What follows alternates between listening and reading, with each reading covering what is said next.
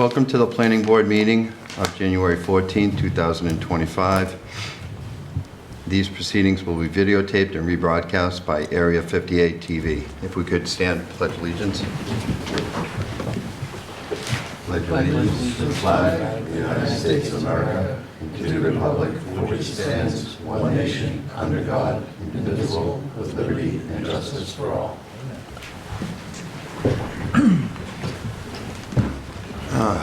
All right, the first thing on our agenda tonight is an approval not required. The purpose of this plan is to do a lot line adjustment between Lot 58-2 and Lot 2A. A portion of Lot 2A is shown as Parcel A is to be combined with Lot 58-2 for Johnson Cranberries Limited Partnership. Assessors Map 57/58, Lots 2A/2, and located at Purchase Street and Fosdick Road in the Residential Agricultural Zoning District. Do you have anybody to speak of that?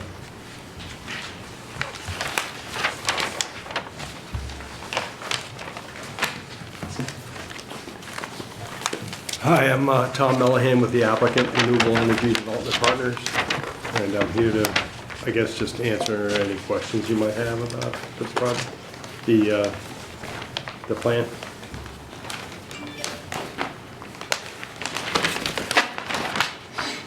If I might. Please. Are there no wetlands on this property? Yeah, there are wetlands on the property, It yeah. should be delineated on the form here. It's just a lot line adjustment, so. I understand, for future reference, all wetlands should be delineated. It's especially important in this town as it makes up 65% of the land acreage.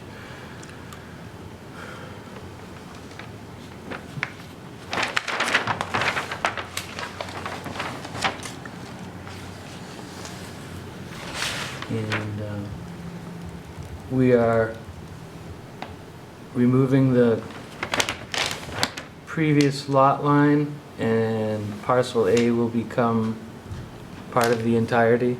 Is that- Correct, yep. And we're creating a new lot 2A?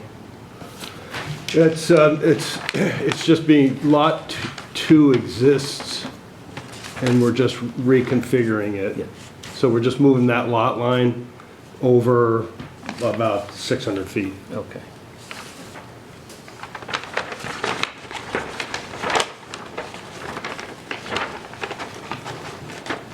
Would you say the parcel A was formerly part of the lot I'm sorry? 2? The new parcel A was part of the existing lot 2A, the original lot 2A, I'm sorry? Right, yeah. Yeah, so if you can see where it says previous lot line? Yeah. So that just got erased, and then the lot line to the left just got offset and set over there. So it's just reconfigured. There's 2 lots owned by the same landowner, and we're just changing the lot lines interior to the 2. So there's no new frontage or it's no subdivision of the property in accordance with the subdivision control law.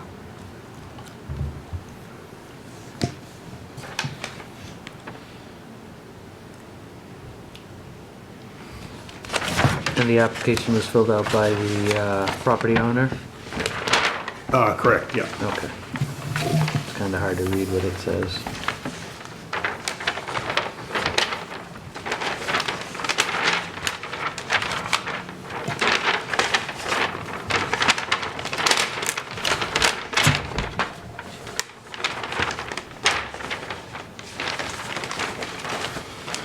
All right then, Mary Ellen, do you feel comfortable going Yes. forward?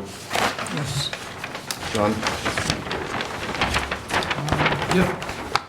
And Mr. Maynard?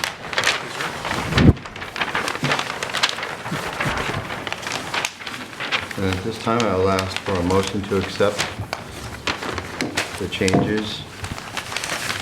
A motion, I will make a motion to approve the Form A lot as requested by Mr. Flaherty, agent of the owner. I don't know if he's Mr. Flaherty. Is that?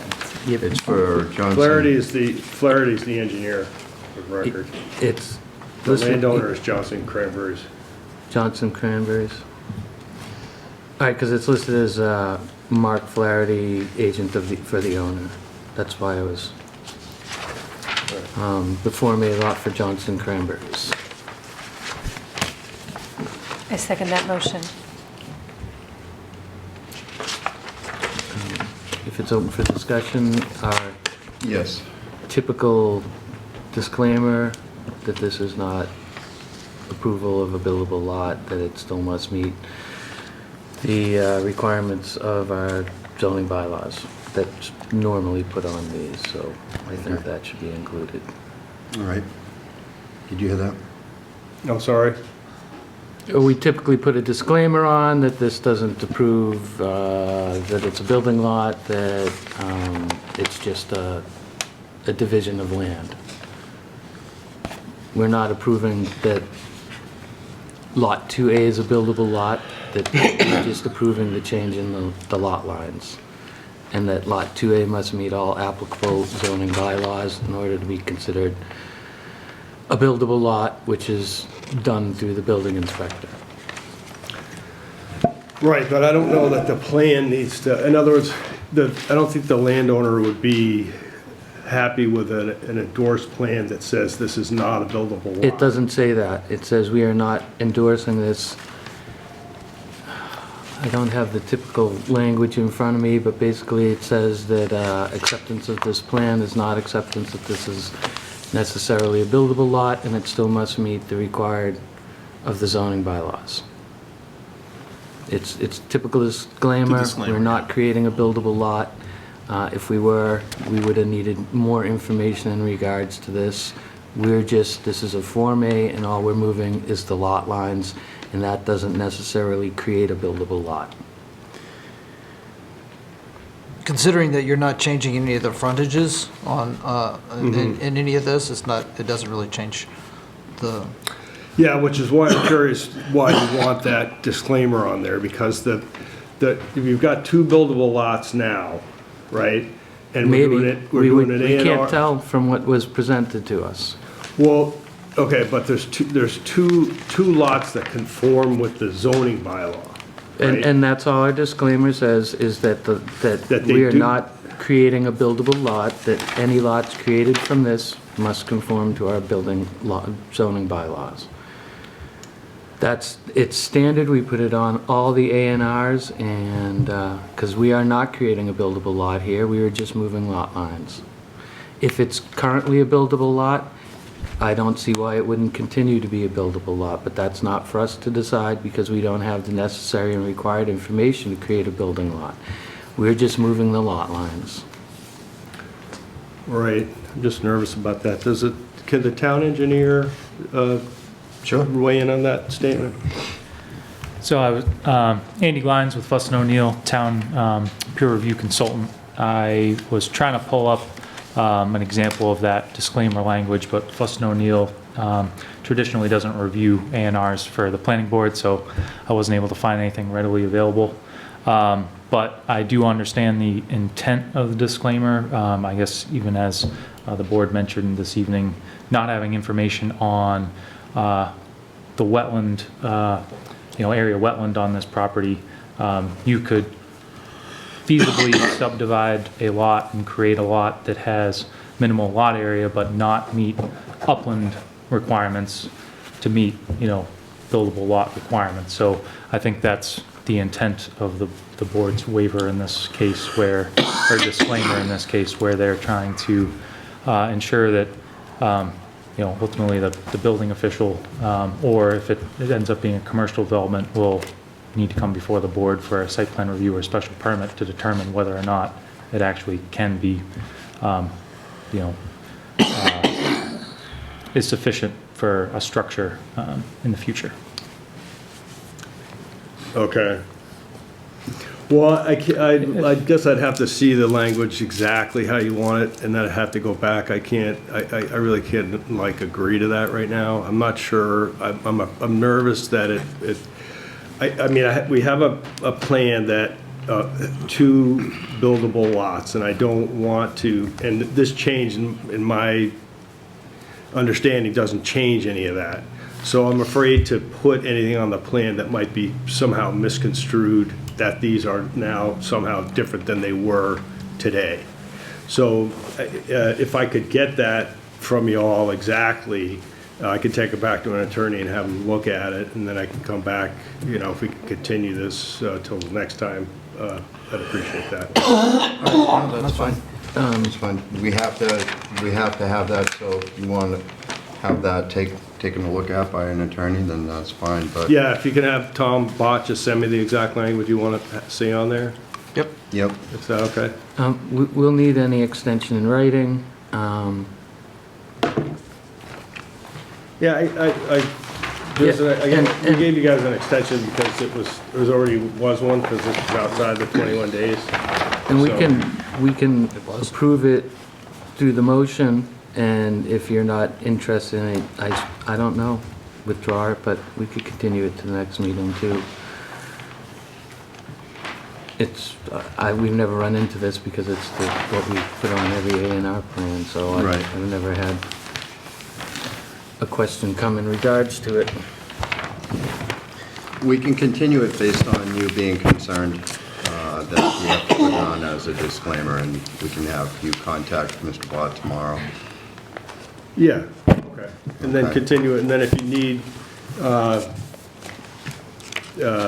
another extension, we could just send over another extension tomorrow. But we'd need the extension in writing tonight because we won't be meeting before the 21-day requirement expires. Oh, It does? the waiver of the 21-day requirement's already been received. It's not date specific, I don't think. 1925 waiver of 21-day requirement letter was received. So that was So we- on the 9th. Yeah, so we can go ahead and continue this. Okay, I'm fine with that. All right, so we will make a motion to continue it so that, I'll ask for a motion to continue it so that you can meet with Mr. Bott and your attorneys to discuss us needing to put the disclaimer on it. Okay, appreciate it.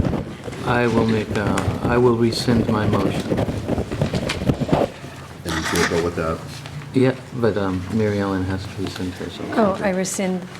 So I will make a motion to continue this to our next meeting, which is the 28th of 28th. January, Yeah, 2025, 7 PM, Carver Town Hall, Room 1.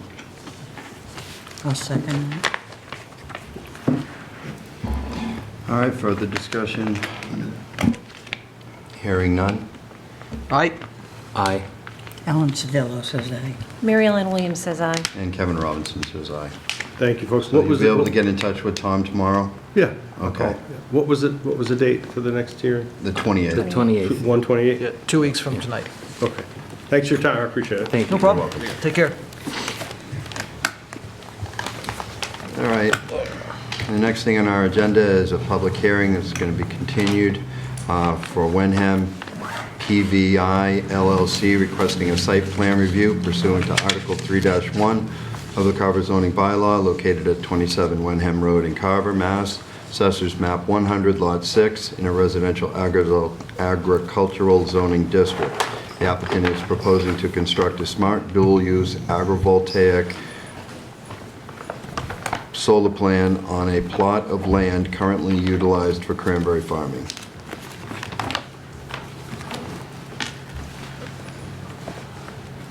Seeing nobody in the audience,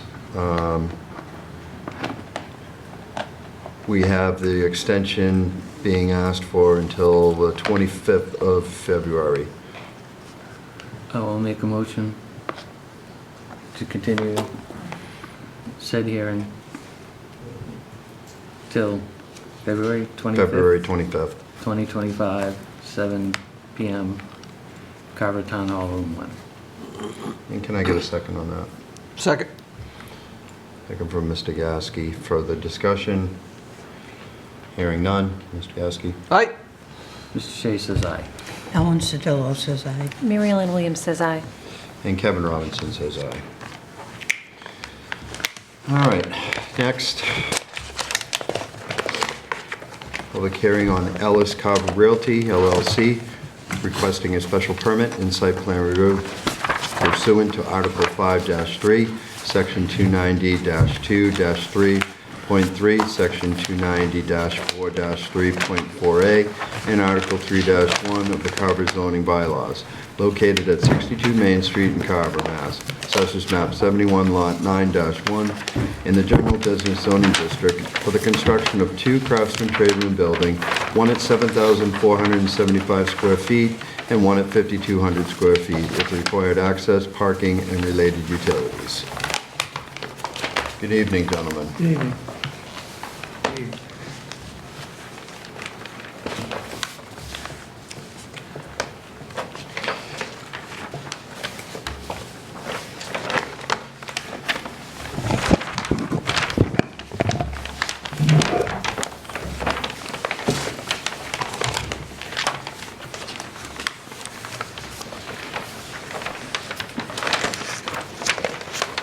Can you just look at mine?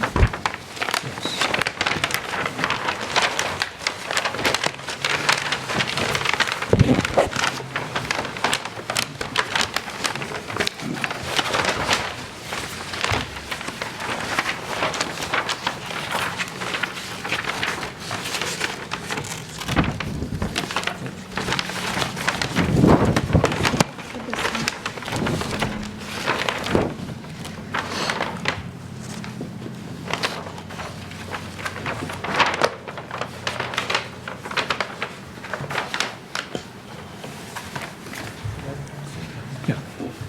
Yeah, go ahead. Art Borden, on behalf of the applicant, Rick Ellis, to discuss some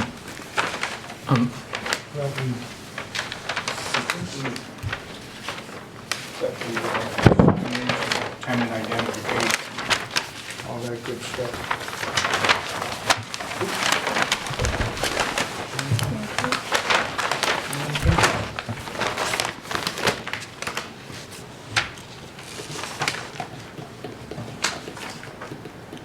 Thank you. Thank you, sir.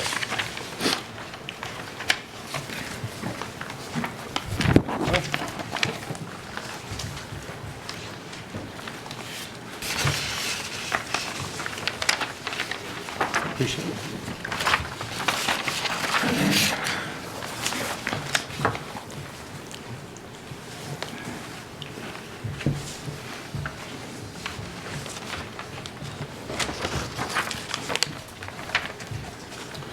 If you could, what was it that you just passed to us to take a look at? Well, I've changed up the entryway for tenant identification. That was one of the things last time, that we didn't really have good building labeling for units in building 1, building 2. So this is the change up from what we had. How many units will be in? 7. 7 or 8. One big unit is possible future division down the road.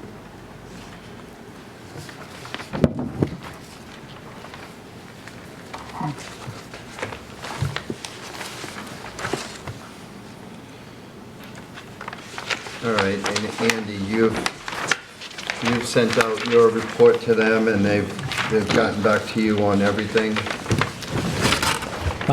Andy Glines with Fussin O'Neill again. We issued initial comment letter. We received a response to comments on the 9th. I have a draft version of the follow-up review of that I'm able to discuss this evening, but we haven't actually issued a formal final review memo. But happy to discuss with the board and the applicant, their response to comments that we received last week. Okay, be good.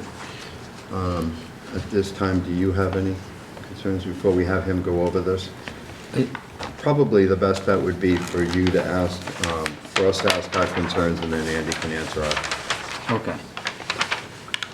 All right. If it's Floor all is right. yours. If it's all right. I see a snow removal area's been added, but it's been added to, what is supposed to be how many parking spaces are there? 15 or 16? There's actually 19. 19.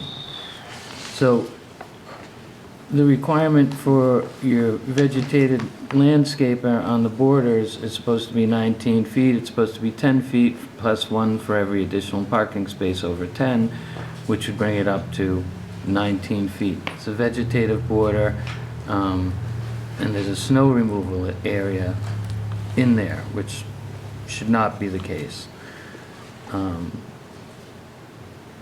Also, you're going to need to request a waiver from the 50-foot setback, as it looks like the setback is only 45 feet in certain areas.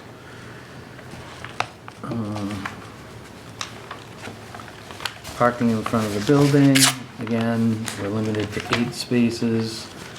I see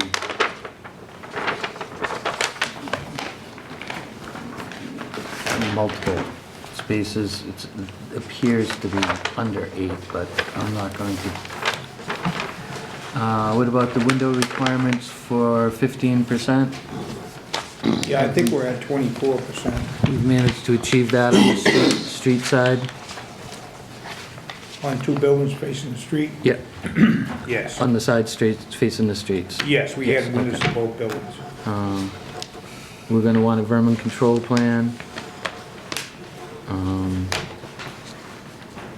You mentioned during our first meeting that you were talking about putting a second floor mezzanine in these buildings? No. Okay, that's gonna be a condition of approval. We still haven't received our order of conditions from the Conservation Commission in regards to this.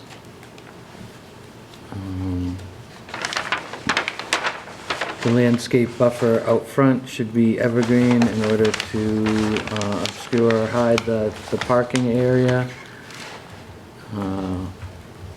No outdoor storage. It'll have to be signed for no public access. It will be a no public access building. Yeah, you said no public access, right? Yeah, you mean retail? Yeah, no retail. So it will have to be signed for no public access. Sign, okay, you write that down? No traffic, parking, stockpiling, or storage within the 100-foot buffer. And I'm not sure, I would have to have Mr. Glines check on this, but I thought the side setbacks were, okay, they are 25 feet, but we're looking at a 19-foot vegetative buffer. Hazardous materials on site? No. Okay. I don't think this board, but me personally, is not interested in any sort of vehicle repair shop in this area due to the sensitive nature of the site. And that would preclude your statement on hazardous materials. The occupancy permit would have to be approved for the businesses involved by the building inspector.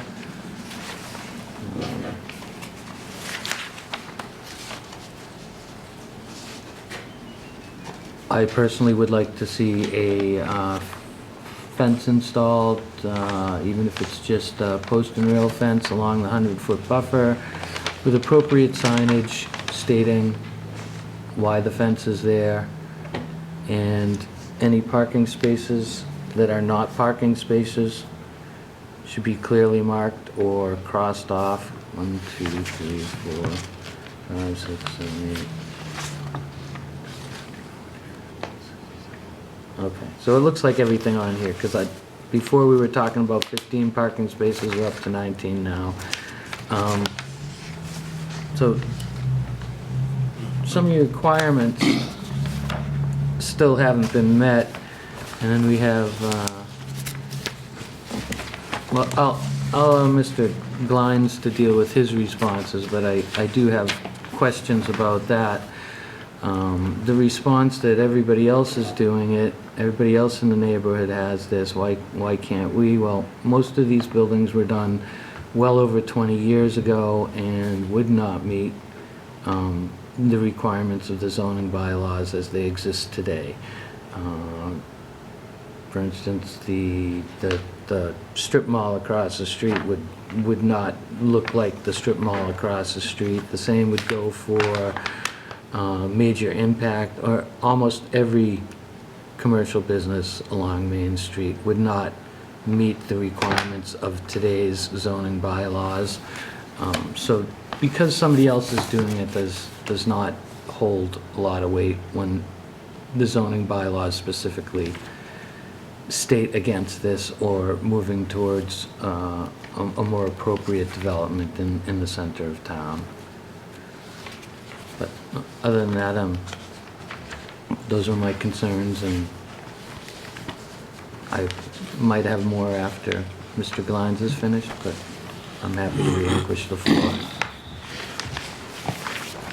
Please, Andy, if you could speak on behalf of those. Andy Glines with Fussin O'Neill. We are in the process of finalizing our review memo that we'll distribute to the applicant and the planning board, but I can run through the open items we currently have and then give the applicant a chance to address as many as possible this evening. The first item regarding watershed area mapping, although the applicant provided a stormwater report, we still do want to see a sub-watershed map for pre and post development. Even though if you're modeling it as the entire lot, there's no real avenue for us to grant a waiver for not providing sub-watershed mapping as part of a stormwater analysis report. So I don't expect it to be elaborate, and based on how it's currently modeled in HydroCAD, it would just be one sub-watershed, but I do need those figures to complete the stormwater report. Applicant is requesting a waiver for providing locations for existing trees on the site.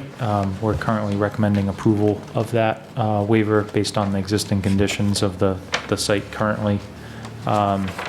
We understand, as the applicant mentioned this evening regarding window covering, that they believe they're meeting that requirement now. We need to take a closer look at the elevation view of the building there so we can confirm those takeoffs for the planning board. Regarding landscape buffers, the applicant's proposing crushed stone surface and a weed barrier, which I guess I understand the intent and the low maintenance, but I don't believe that meets the intent of that section of the bylaw to provide, vegetated screening. And I guess I encourage the applicant and the board to kind of discuss that this evening to hopefully come to an agreement on what would actually be used in those buffer zones. It might be a middle ground where evergreen plantings can provide the screening, and then a crushed stone surface can be still used for a portion of that buffer space between the building and the property lines. Regarding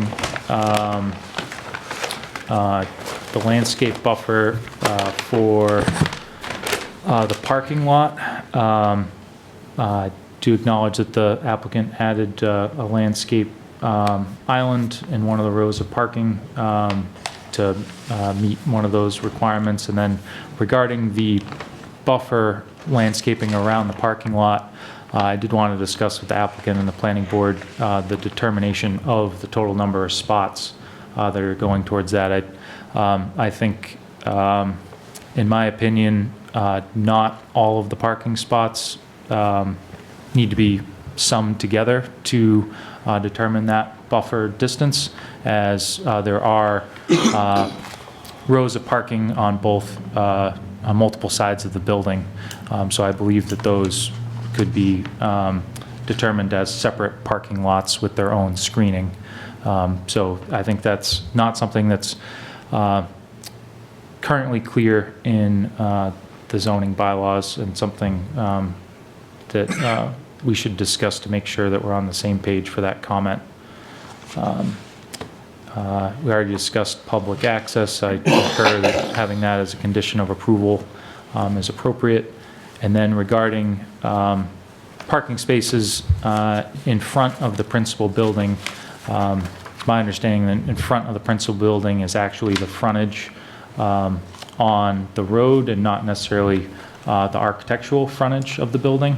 So I agree that a waiver is needed for that, but the waiver would be for providing 4 spots, which I believe is between the front face of the proposed building and the frontage of Main Street. And other than that,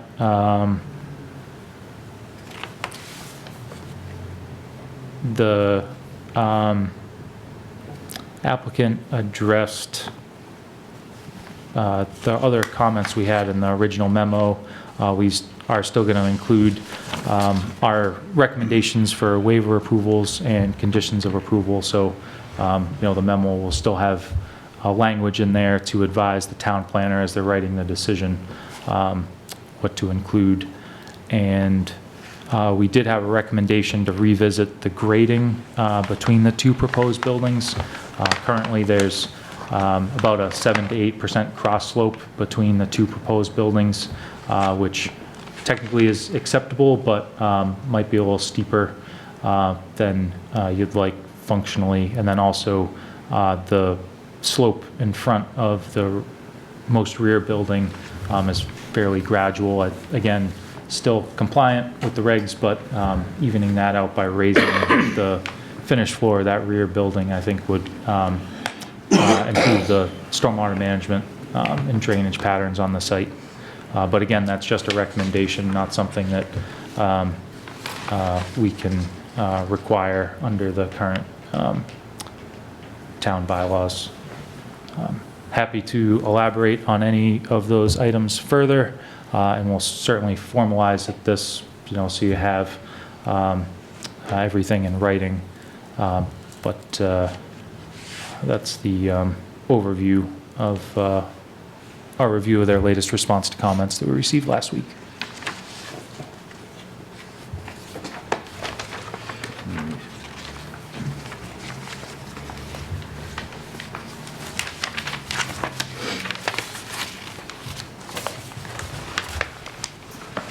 We don't really have any clarification on the density of that screening or the size of the trees at initial planting.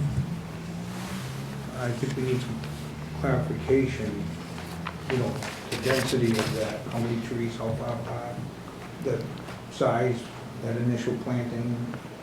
Are we talking about putting that down the side where major impact is to, or are we just screening the front? So I'll let the board address this as well, but in the past, they've granted some waivers for buffer depth depending on what plant material or fencing is proposed in that buffer area.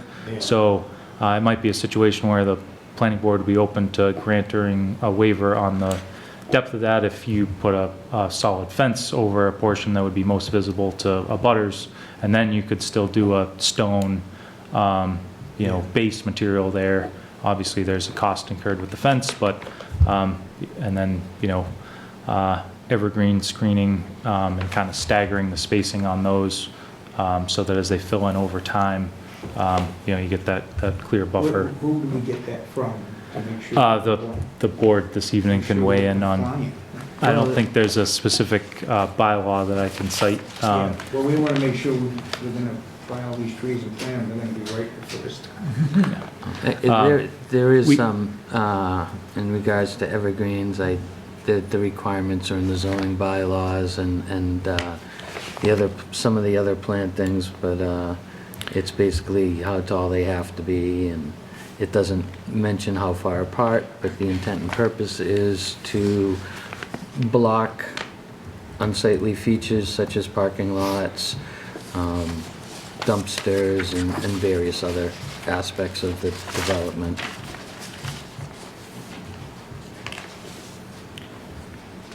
I want to say it's 290, section 3.2.4, 3, 4, and 5 covers a lot of those aspects.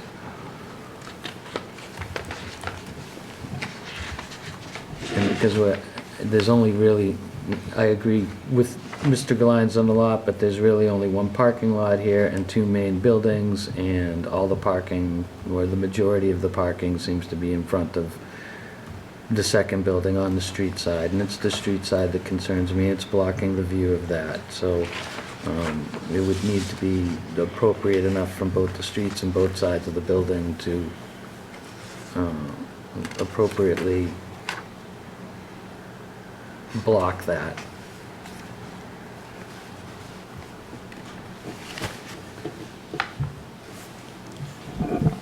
If I could, Mr. Chairman, the reason we didn't propose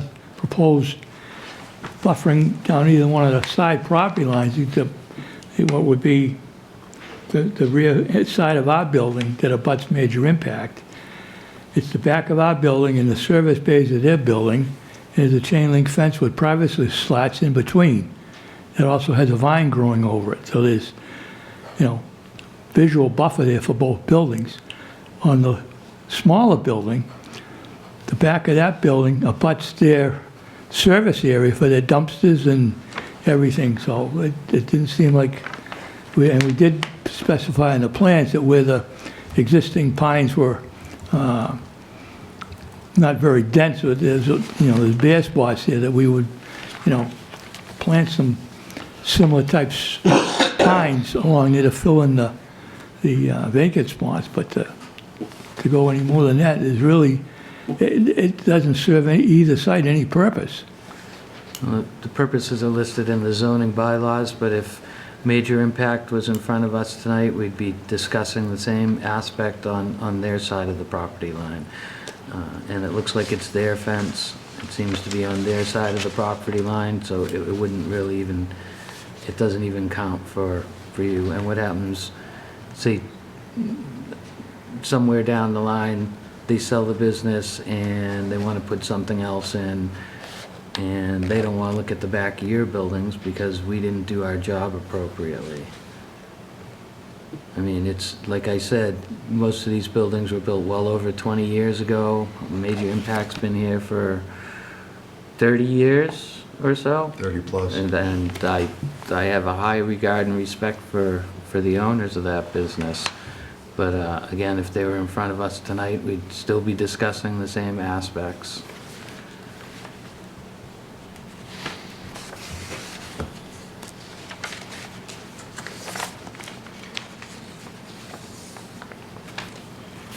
What did you come up with again for the buffer on that side of to major impact? I guess we agree with as long as the board agrees that it's all should be considered one lot, then we agree with the 19 feet based on the proposed parking. And I'm willing to work with that. We've worked with it before on previous projects and cut it down some.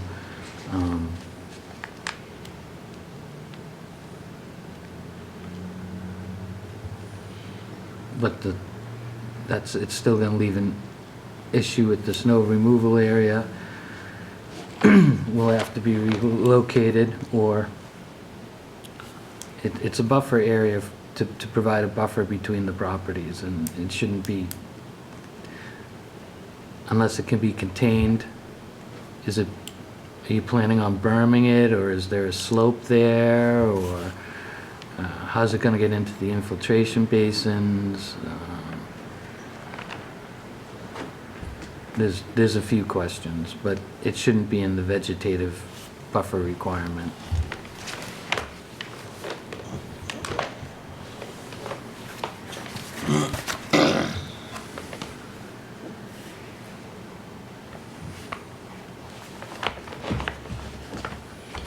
So what do we want to do then, as far as trying to meet that requirement? Do we want to add more tree plantings? I think it should be completely obscured from the other two properties, as the bylaws says, along with the front, because they're parking on the street, facing the street. And as far as I'm concerned, there's two main buildings, and the majority of the parking is in front of the second building. We should only be allowing up to 8 spaces in that area. It's the center of town, and if we're gonna allow up to 8 spaces in that area, it should be appropriately screened from the public ways according to our bylaws. But I am willing to work with the vegetative buffer of 19 feet. But you said that that's going to be a problem where the snow removal area is? Well, it's a buffer area, there's nothing supposed to be there.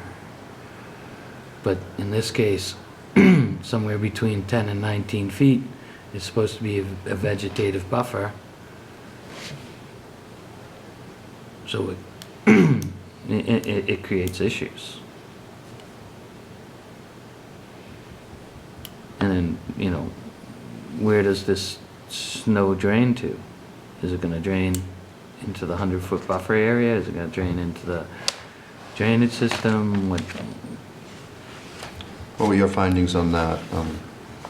Currently at that location, it would be split, so some of it would drain towards the property line, some of it would drain back towards the pavement, and then be directed into the driveway infiltration system at the back of the site. So I agree that, you know, the grading could be tweaked at that location to have the high point closer to the property line, and then direct that runoff back towards the pavement.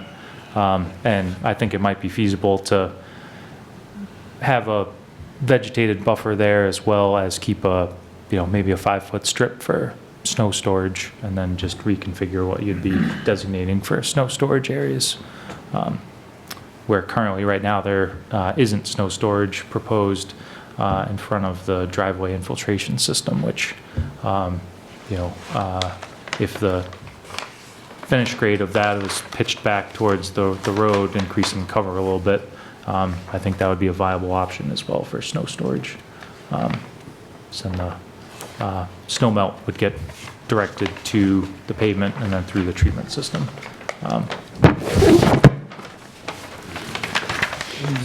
Any recommendations on monitoring wells and? We did include recommended condition of approval for that, and if I recall correctly, the applicant already provided that in the response to comments. So I don't know if you want to weigh in on the snow storage aspect. I might be able to. No. Okay. So major impacts lot is only half as deep as mine. If I put trees from the street to the length of that 149-foot building, is that enough far back without going all the way back? Well, I would recommend it go all the way down to the infiltration basin that's in the 100-foot zone, because it looks like their property line ends somewhere after, inside the 65-foot. But it's, you didn't, unless that's not their property line on the back of the, The end of the fence, the end of their fence is the back of their property. right, because it looks like, according to what I have in front of me, that it's another 35 or 40 feet past there.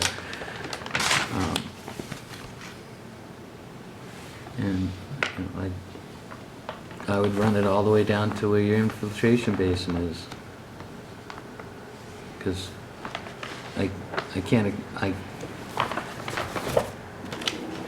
is there, is your infiltration basin outlined on what page? It would be on the stormwater management page and on the landscape page. Page 6 of the plan So set. I would run it at least back to the end of the property line back there. Not your property line, the end of major impacts property line. Unless it interferes with the infiltration system.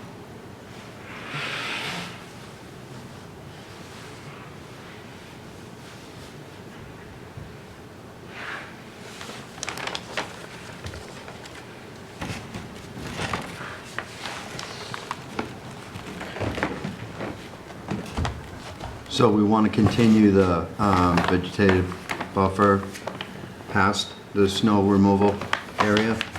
Well, I would continue it to the back of the major impact property line. That's the intent and purpose of it, right? Yeah.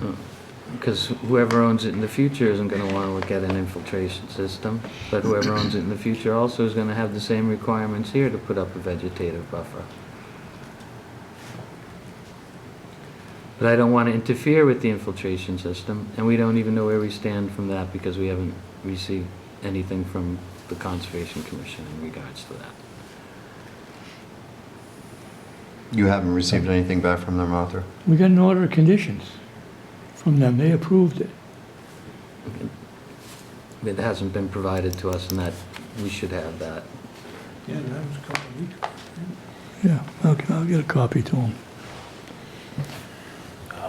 If I may, I can, I guess regarding the screening adjacent to that driveway infiltration system, I agree there's a 20, maybe 30-foot stretch between the end of the neighbor's Right. fence and that property line.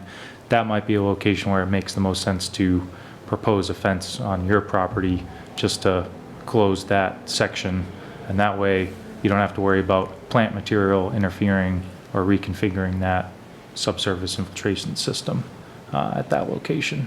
And then where the abutter already has a fence, I'd recommend evergreen trees on your property so we're not installing back-to-back fences along the property line at that point. And then we can certainly review proposed plant species of evergreen trees and spacing, and the town planner might be able to provide some input on that. I know he's weighed in on recommending plant species in the past, so you know, he should have a good idea of what the town's looking for in that regard. Because I guess the species list isn't, I think, as clear. And then obviously, you can look at it both ways, you know, how much screening do you want day one versus, you know, what's it going to look like in 3 years when the trees grow out. So, and sometimes actually what ends up happening, you plant a larger caliper tree, it takes longer to start growing in its new location. So at the end of a couple of years, a smaller caliper tree will catch up to a larger caliper tree with the screening. So, you know, there's a lot of considerations that go into that, but we have landscape architects at Fuss & O'Neill that can weigh in if we need a formal recommendation on that. I think I'd rather do plantings all the way. Any kind of fence is gonna need maintenance. If it's vinyl, it could blow over in a windstorm, now you're repairing something all the time. Yeah, so that's certainly trees- up to you, and, you know, Trees it is, it sounds like it has to go. You mentioned a post and rail, but vegetative buffer, I would prefer to see that. No, I mentioned post and rail along the 100-foot protected area with the appropriate sign, so nothing gets stored, parked, or anything else on that area. All right. Because there's extensive work being done between the 100 and the 65-foot area. Right. All right. Do you feel comfortable with Andy's order of conditions being explained? I'm amenable to Andy's solution as how, but it's, you know, I know it's the board. The but I'm- applicant. I'm- excuse me, in regards to, what do you mean, how far back the, Yeah. it should end at the property, at the property line, but I think that's going too far. So it should go back to the end of major impact property line, because that's the intent, is to block it from the next door property. And then create windbreaks and shade and various other things, but I'm amenable to the fence or the trees in the area between the end of, major impacts fence and the property line. Either way, I'd be fine with. All right. Yeah, I'd rather do the trees continuous, and then, like I say, fences blow down, wood fences Right, right out. and now you have now you have a buffer. Yeah. All right.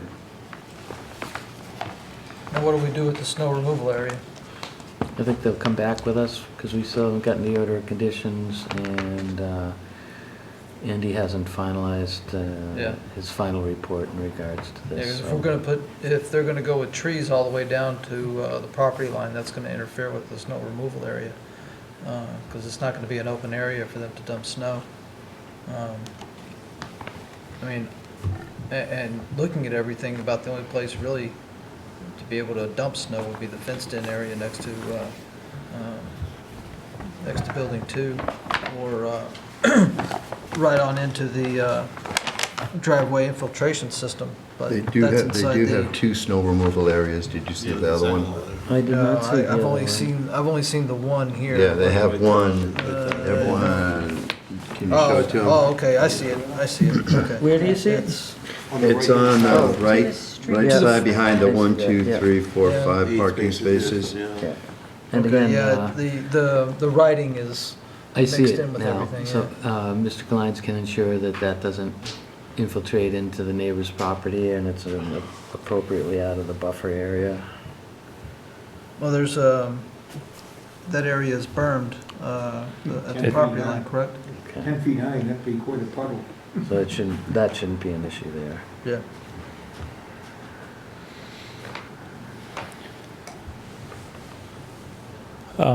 Is the planning board still open to a stretch of crushed stone behind, I guess, proposed building 1, in lieu of having, you know, I guess, basically a portion of, there's essentially a 28, 30-foot stretch between the Yeah. back of the building and the property line. And, you know, I understand for maintenance considerations and access around the building, I'm assuming you'd like to have a stone strip along the backside and security purposes as well. One-time application, my other building down there, I used to stay late at night doing paperwork. The mulch would be on fire once a month. I'd have a fire with mulch. So I'm like, and mulch only looks good. And after a while, the mulch breaks down and becomes Right. soil. You got a weed bed. It's a constant, Yeah, after a while, it's a Constant constant fight. maintenance thing. Yep. The stone is one time, in the spring, blow up all the gum wrappers and crap and get rid of it. You know, it's easy to keep it clean and looking good, so. I'm still going to insist on at least a bare minimum of a 10-foot wide landscape buffer. Yeah, that would be my recommendation as well, because I think you can accommodate quality of evergreen trees in a 10-foot wide stretch along the property line, and then, you know, that would leave another 18, 20 feet for crushed stone. So, you know, if you need to get maintenance vehicles around the back of the building, you'd be able to do that long-term. Yeah, I'm 26 feet in from the property line, so I gotta have a solid 10-foot wide strip of what you're saying? Yeah, off the So property that'd line. be 16 feet of stone, okay. But, well, currently you're required at 19 feet. But, correct, so you still need the waiver, but I guess I'm just trying to figure out what the middle ground is where the planning board may grant the waiver. So it sounds like a 10-foot landscape strip with evergreens, and then along that approximately 300-foot property line. So we're talking about running the crushed stone all the way up? I guess they don't have it front of the building on Main Street, so that's still all landscaping, but right now they're currently calling for it behind the proposed building all the way back to the infiltration system, and basically I think the property line adjacent to parcel 69-4 would be looking for a 10-foot landscape strip adjacent to that parcel. What about behind building number 2? What's running there? Or how far off the property line is it? I have the exact number here. Building number 2 is the 5,200 square foot building? Yes. Right. 26 feet. 26 feet almost. Right. Sorry, that's 26 feet? Yes.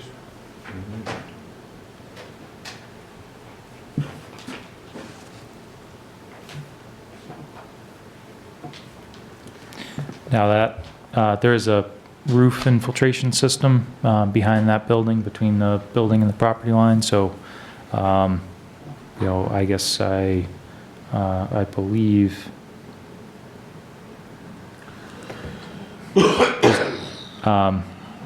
that system's about 10 feet from the property line. We might need to make some minor adjustments there. Right. I know there's some existing vegetation along that stretch that's remaining as well. But I know you added a call out to landscape plan to supplement that existing landscaping, so it would be preferable to make minor adjustments to that roof infiltration system so you can still accommodate that 10-foot landscape strip along that property line, knowing that some of it will be existing vegetation and then also supplemented with some additional evergreens. And I would be amiable to that with the 10-foot landscape buffer, but the other 9 feet of the buffer zone being crushed stone, on if it can't be used as storage, parking, or anything along those lines.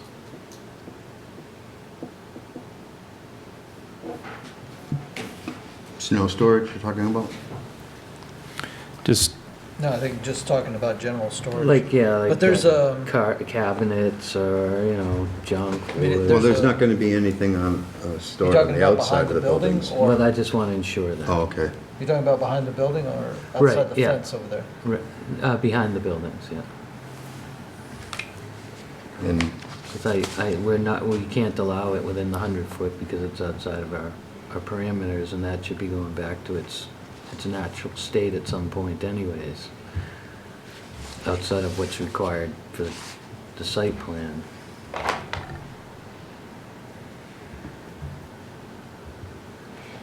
right.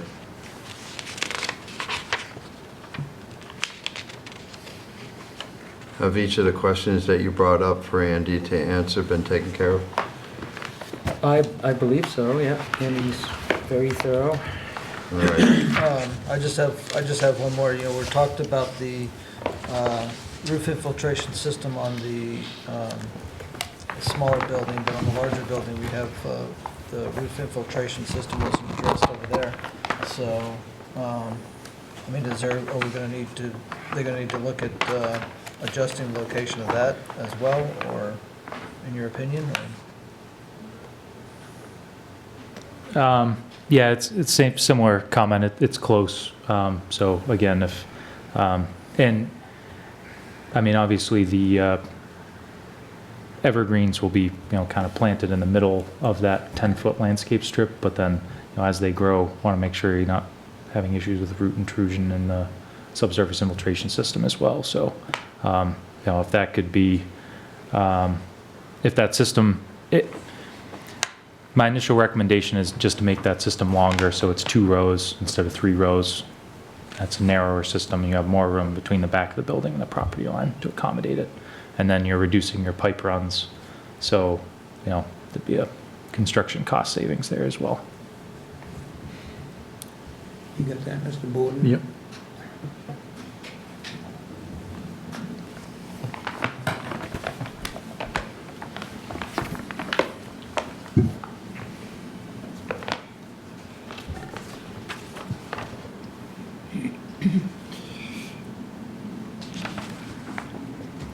Do you think you can take care of that by our next meeting, or do you need a longer time? I would rather go one more because I need his comments in writing Okay, to respond back to them. all right. Well, then we can continue this, then. You have all your information that we discussed? Yep. All right, so then we can continue this to, not the 28th, but what's the first meeting in February, the 11th? Yeah.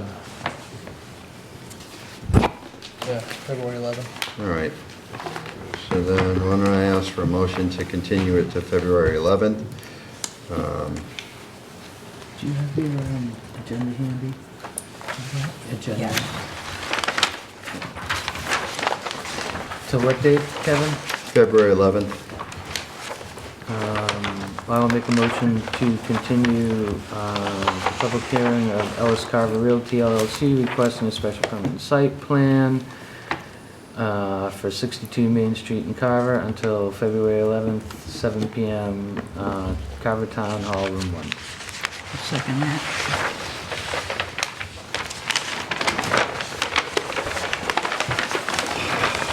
Do we have any further discussion?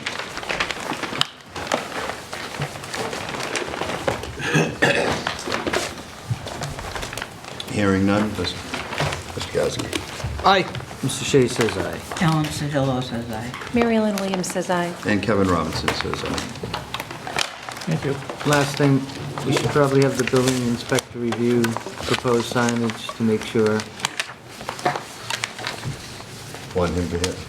Did you hear that, Arthur? Well, no, Mr. Botch, just to make sure that they don't have to come back again in front of us for signage, like if he can approve it, like we've stated, if it's within the requirements. Otherwise, if he needs a variance for that, it has to come to us, and there's no sense. So it'll handle the signage? Yeah, if Mr. Bott or could have the building inspector just review it to make sure that he's the handling party on this, not us. And the note taker can hear that Yep. you're bringing that up? Right, right. Okay. All right. Thank you. Thank you, gentlemen. Thank you.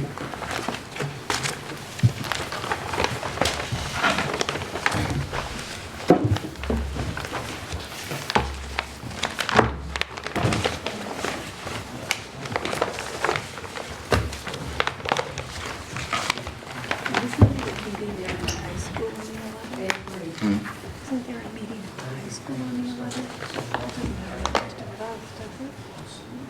I don't know. I saw that somewhere.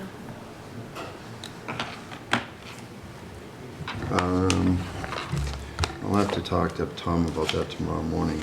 Okay.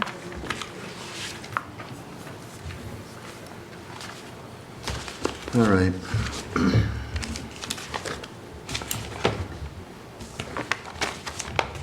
So our next order of business is Route 44 Development LLC requesting an amendment for a previously approved definitive subdivision entitled Definitive Subdivision Plan for Route 44 Development LLC, Route 44 Commerce Park, pursuant to the Carver Subdivision Control Bylaw.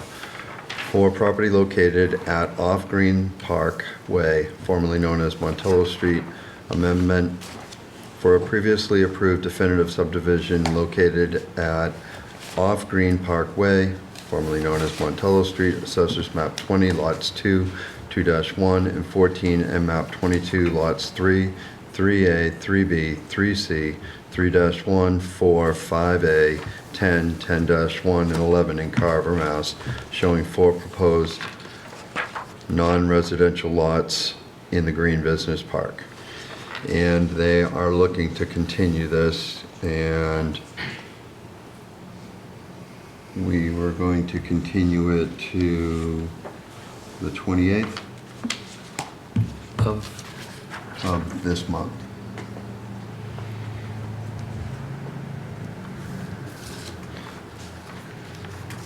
I would have to check with Tom if that's what they said, that they wanted to continue it as. They can always continue it from there if they need more time, right? Right. So we can make it the 28th. All right. I did receive an email from Michelle in the planning department today confirming January 28th was the continuance request, although I didn't directly get that correspondence from the applicant, but that's currently what I have on my calendar. Right, and you would be here? Correct. On the 28th, okay. So if it does get pushed out again, I'll revise my calendar accordingly, but Fuss & O'Neill did issue a review memo today. I understand no one's really had a chance to read through that. And then legal counsel also did provide the planning department a memo late this afternoon, which I'm not sure if that's been distributed to the planning board yet. I think we got it. Yeah, we got it. We have some information that we have to take and read anyways, and I'm not willing to go over that until we actually have them before us. you know. All right. So then I'll look for a motion to continue that to the 28th. I'm guessing that they requested a continuance. They did. Okay, so I will make a motion to continue the public hearing on Route 44 developments, special permit and site plan for off-Green Parkway, formerly known as Montello Street, to January 28, 2025, 7 PM, Carver Town Hall, Room 1. Second. Further discussion? Hearing none. Mr. Gatsky? Aye. Mr. Shea says aye. Ellen Stillo says aye. Mary Ellen Williams says aye. And Kevin Robinson says aye. Thank you, Mr. Glines. Okay. Did you stop by for home dinner on your way Gonna here? have to- Had a good chat with Mom on the Good, way. good, No I'm visit glad, today. good. Yeah. All right. So Mary Ellen brought it to my attention that the 11th is a meeting. So, At the high school. For the town meeting articles. so Oh, what did we forward to that date? we forwarded Then- authors, Ellis. Ellis. Well, Tom might reschedule it and, till the following meeting, if necessary, and, at that time, because we can't change it now, so. No, Thank you, Mr. Glines. thank you, Andy. Thank you. Take care, Andy. So I would just, hold up on it and, let Mr. Bott know that we did that unintentionally, but if they wish to continue, I suppose, He would probably want to go with a later date anyways. I would think because so. he was looking to get back feedback from Andy. okay, because the town meeting articles tends to be a long meeting. So, I expect it'll be pushed out, but that'll be at the applicant's Okay. discretion. All right. Because we can just open the meeting and then continue the hearing till the next date. All right then. All right, very good. We don't have a planner at the moment to let us know what's going on, but I don't know, any other members have anything that they want to Yes. speak of? Mr. Gatsky? All right, so, as everybody knows, I'm also state representative. And this afternoon came to me late. I did forward it out to Mr. Bott, Mr. Cannon, and Mr. Cotter, Chair of the Select Board. The decision on the MBTA Communities Act, also known as Section 3A. The decision on that came back as constitutional, so that it's been upheld by the court as constitutional, and but at the time it was enacted incorrectly, so there was no enforcement mechanism established at the time that it was enacted. So the Attorney General's office released today the emergency regulations to bring,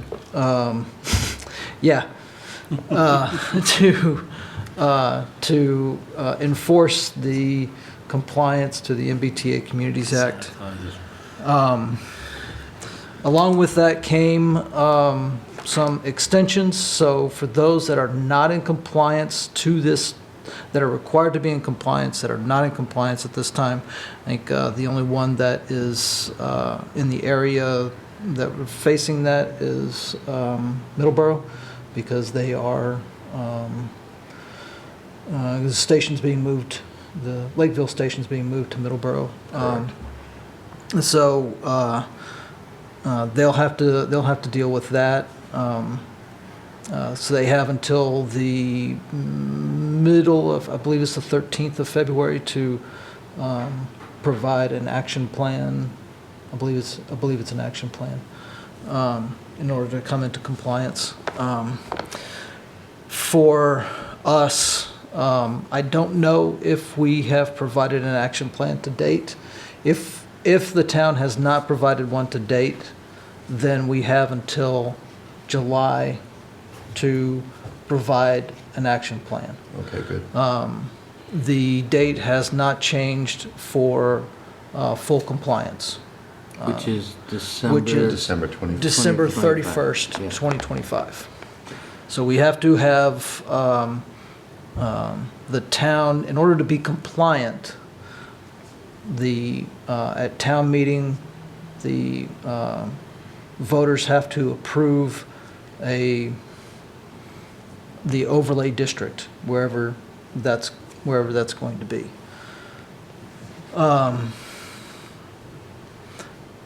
Currently, the enforcement is still the 13 grants that Mr. Bott provided to us in the first meeting,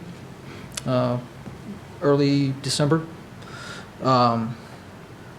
Research on those is, we don't receive any of those grants anyways. But speaking with the Executive Office of Housing and Livable Communities. Got it. That one, the AG is not opposed to lawsuits to force compliance. So that is something that all of us have to consider when we're going into, when we're looking at how to proceed with this.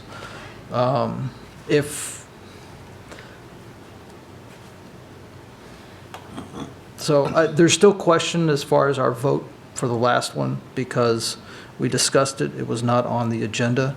So it can be questioned as to whether or not it was an actual vote, and whether or not we need to put it on the agenda and actually have an actual vote. We may end up doing that in February. I thought we voted to bring it to town meeting. Nope, No. it was 3-2 vote to But the agenda covered, to refuse it. Right, right. But the agenda did not cover the discussion. It was Discussion considered on part of warrant planner articles. notes. Was Well, that it the meeting on stated 17th? discussion on Or warrant or is that the one articles. before that? But it didn't say 17th. Okay, I don't know if it it's said not- possible vote.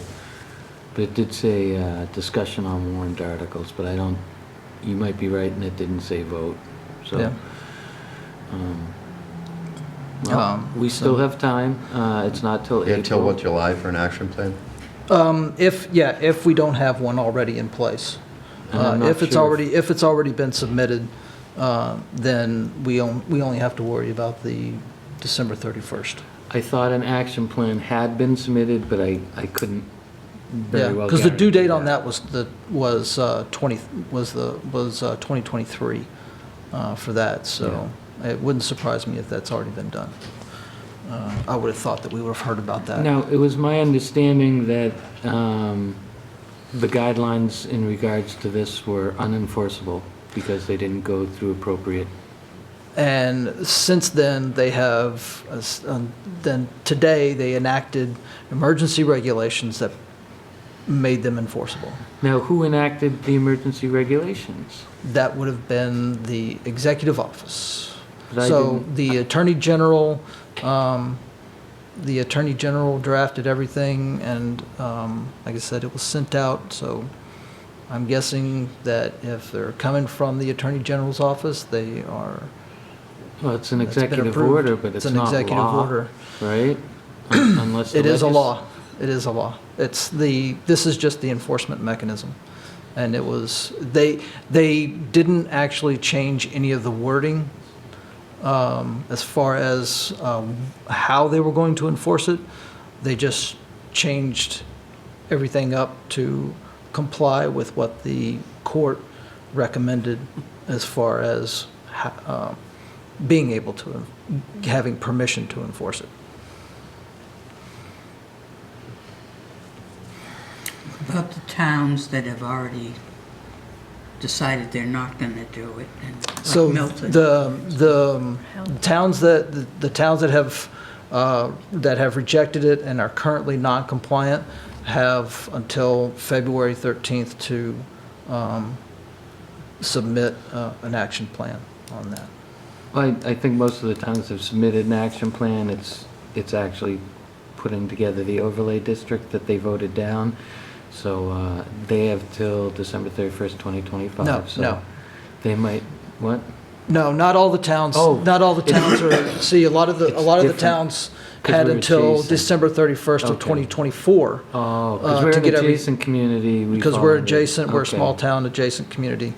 We have until the 31st, but a lot of towns had until December of '24 to be compliant. I'd be surprised if they so- don't give them that opportunity. So they because- have to they have to put together their plan and, let's see, it's not called an action plan, it's a, it's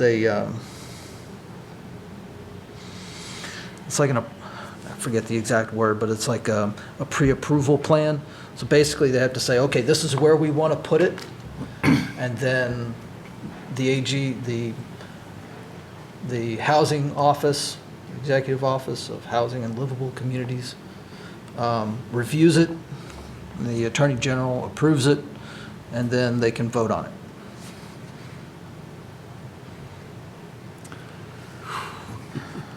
So, So when's our next meeting? Our next meeting is the 28th, 28. so we'll, So we have to figure out if our vote is, So, right, so I also did request through the town administrator and the chair of the select board to conduct public Q&A informational sessions. And the executive office said that if you give them enough notice, they'll bring people down, and so that we can all speak to them directly. Because I did mention that we don't get any of these grants. So as soon as I said that, then it's like, well, yeah. well, AG's willing to sue. Yeah, we So, don't need a lawsuit. yeah. So they have avenues of enforcement. Kind of decimates the home rule, though. Well, that's what they're saying, is that it's the home rule, the home rule as defined in the Constitution is what gives them the authority to do what they're doing.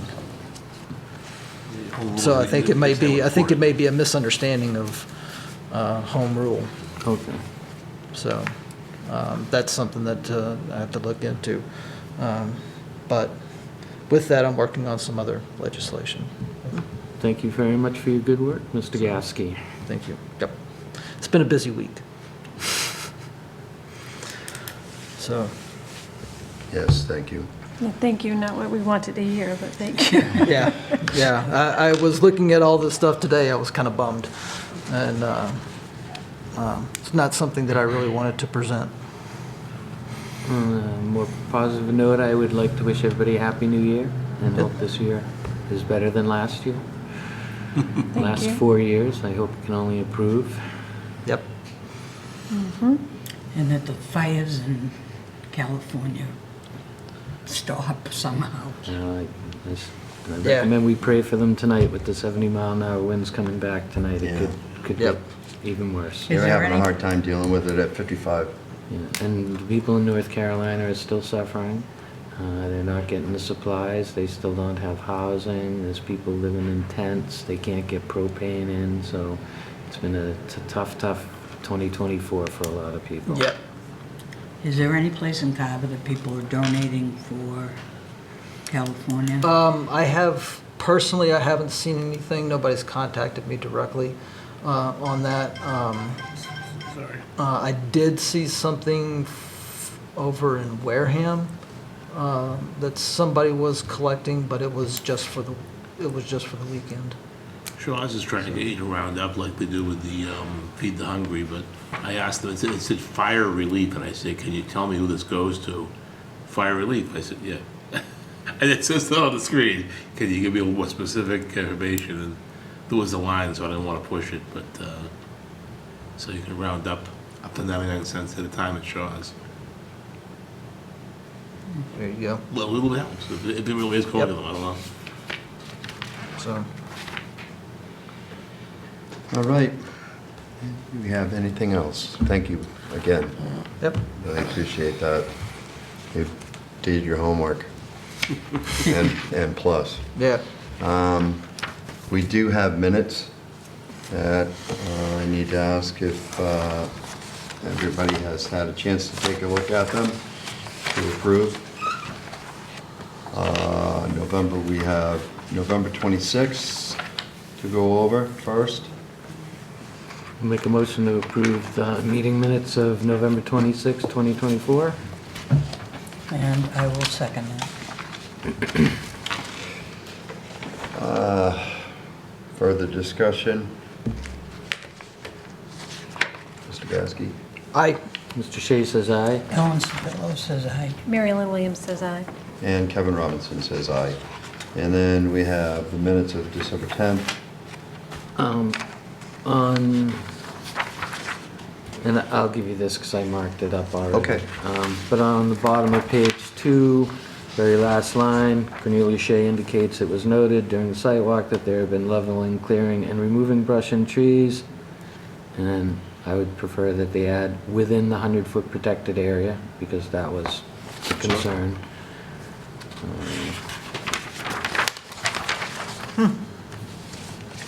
On page 4. I have 2 copies of November 26th. Anybody have 2 copies of, No, because I other day? didn't get mine till today. That was within 100 feet of what? do you have copies of the, I can just give you this one, They have it, Kevin, Okay. if it helps, and make See life to it easier that for Tom you. gets it tomorrow. You want me to see to it that Tom gets it tomorrow? Yeah, no rush. Okay. We get 30 days. Yep. On page 4, first complete paragraph, Cornelia Shea asked the following questions and concerns. Under number 2, he believes there is going to be considerable traffic. And under number 4, well, considerable traffic rather than considerably more traffic. And under number 4, he is concerned about the amount of fill that will be brought into the site, and hazardous waste was not a concern. The hazardous materials being brought in, which was the 1,000 gallons of oil and hydraulic fluids and everything else. And I think that was it. All right, so we're gonna table those to fix that. We don't need to table them. If we No, can we approve can just them make sure I with can tab them. amendments, and I'll Okay. give you my copy here. It's marked up. All right, I'll leave it open. thank you, sir.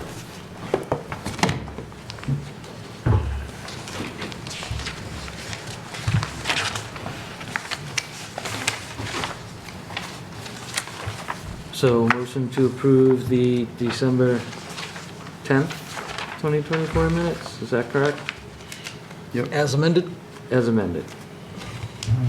Second? Further discussion? Aye. Mr. Shea says aye. Ellen Sodillo says aye. Mary Lynn Williams says aye. And Kevin Robinson says aye. All right, I want to thank you gentlemen for showing up tonight. You've been studiously paying attention, and your teachers should know that, and they've stuck around through the whole meeting in case there's any questions. You guys got something for us to sign after the meeting? Yep. Come on up as soon as we close the meeting. You guys can come on up. so I will ask for a meeting for adjournment then. A motion for adjournment. Motion to adjourn. Second. Further discussion? Mr. Gasky. Aye. Mr. Shea says aye. Ellen Sodillo says aye. Mary Lynn Williams says aye. Kevin Robinson says aye. Good Aye. evening Thank you and very good much. night.